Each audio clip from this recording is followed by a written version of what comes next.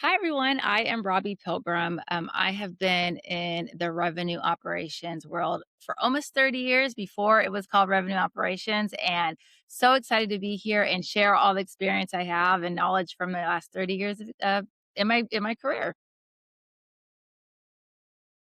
How do you approach RKOs, and is it similar to an SKO? And what is your approach to kind of running those sessions with the teams that you work with? Absolutely. So the approach is very similar. So SKO is normally your sales kickoff, which is started to transition to RKO, which is revenue kickoff. So more of the revenue teams involved. Again, just like how operations moved to revenue operations, it's really kind of like the core engine of everything. So my approach to SKO or to RKO as a RevOps, is, making sure the event just doesn't deliver, the mechanisms to get everyone excited at the moment. It really is there to like change behaviors that need to be changed within the organization. So my framework for it starts, months out before the event. So again, what are we trying to accomplish with this event? What does success look like, 90 days after, the event, and how will we measure it? So it's not just, a time for everyone to party and get together, which that is fun, but we really want to have measurable outcomes, from that event. And, I feel if we can't answer those questions before that we book the venue, we're probably not planning it right. I think we're planning more for a party than for a true SKO, which there could be nothing wrong with that, but to have good output from it.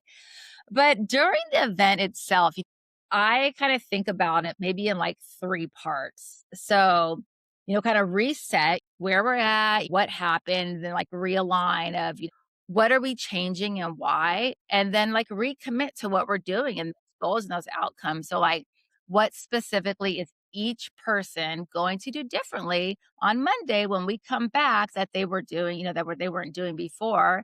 And that third part is where most SKOs or RKOs fail is they're heavy on motivation and all the good fun things that are happening on there, but not on the follow-up when we get home.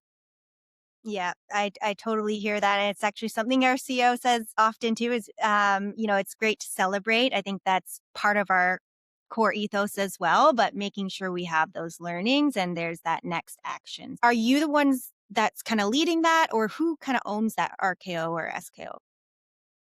To be honest, it's been different at every organization I've been at. I've had some where I fully lead it, kind of like the planning committee, hosting it, being the MC for most of it, doing a lot of the sessions of it. But for the one that we had recently for UniteUs, we have a new CEO. And so it was more kind of focused on some of the new initiatives for our CEO. And then for some of the new motions that we have in the business, as I mentioned, like our CVO process and sponsored customers. So this last one was not as heavily revenue operations centered, but previous ones that I've been at have been very, very revenue operations. And we're pretty much the core of like the planning and the sessions and a lot of the speakers at the event. Nice. Yeah. Cause I think how, a lot of businesses operate is the marketing sits in theirs, the sales sits in theirs, and they kind of do their own kickoffs. But having that broader kind of architecture above is really, really helpful. What are some of the things that you mentioned, like making sure that they walk out of it with learnings and actions? What are some of the things that you're tracking during those meetings or even after? Yeah, absolutely. So what we're tracking and kinda, like, having it stick, after we leave the RK or SKO and then, like, ongoing.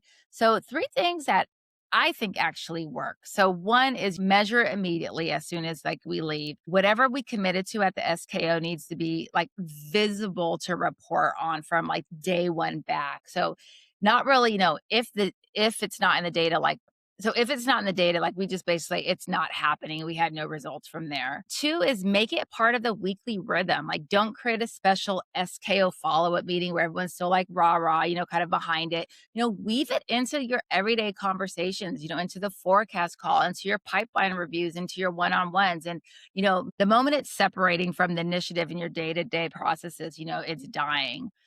Third is celebrate the specific wins. So not just like the general effort, but you know, Sarah, ran three, competitive deals using the new framework that we rolled out and closed two of them. Be very specific with the outcomes that we talked about in RKO or SKO.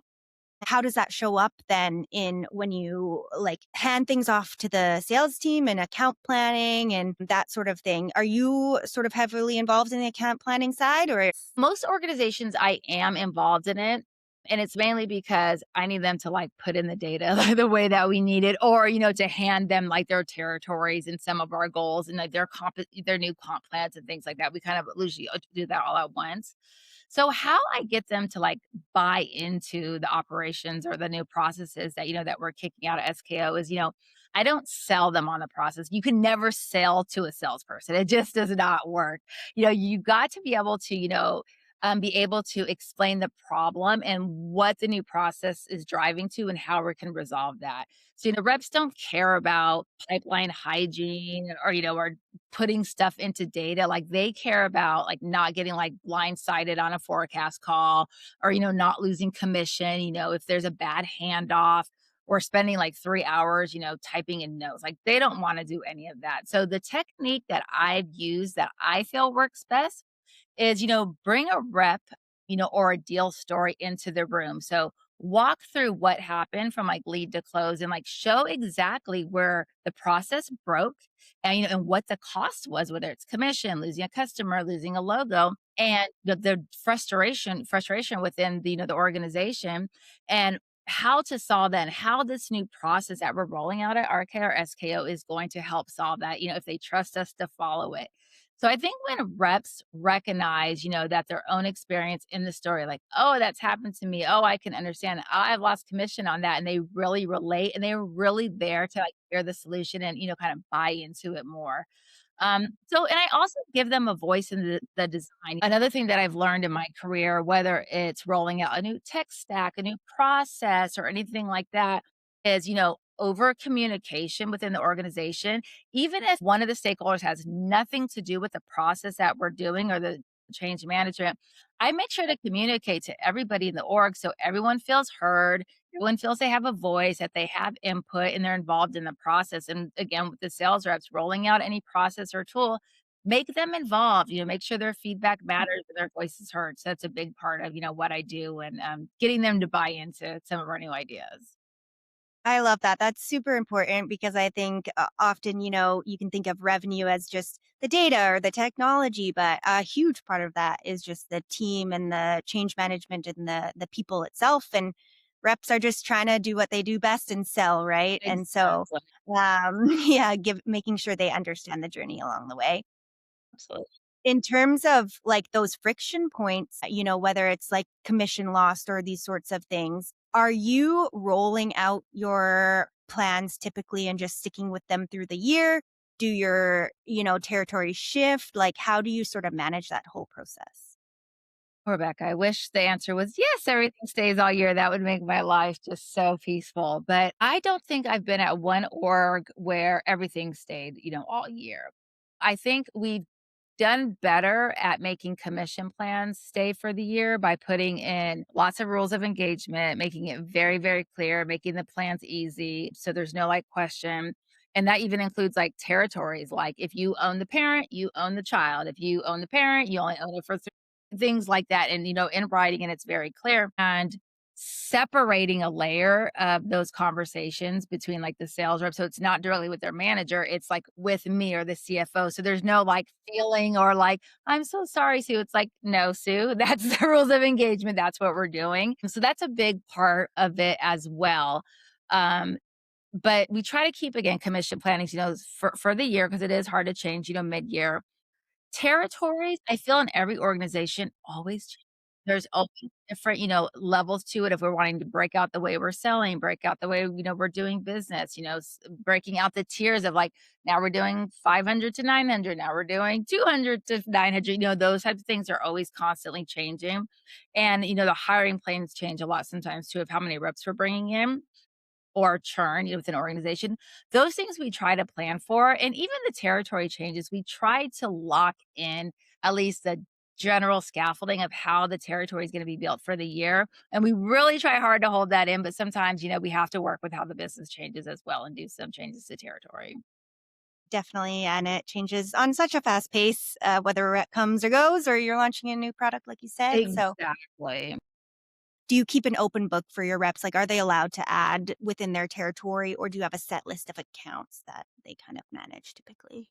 So it depends, how we're building that out. Most have a set list of states that they work with. And in EdTech and healthcare specifically, why we give them a list of states is those selling models are really built on relationships. So if I live in California and this is my world, I'm always in EdTech, I know the decision makers in California. Like we have dinner together, we, see each other. So we really build it that way. So you have that kind of like handshake relationships because that's how a lot of those things are done for ed tech and healthcare. And then we may have ones where we have like target accounts for some reps, like, some of the bigger fish and the really deeper engagements where that's going to take the majority of your time to, engage with this relationship and things like that. So again, it just depends on the industry and then how big the sales team is as well and how we sell.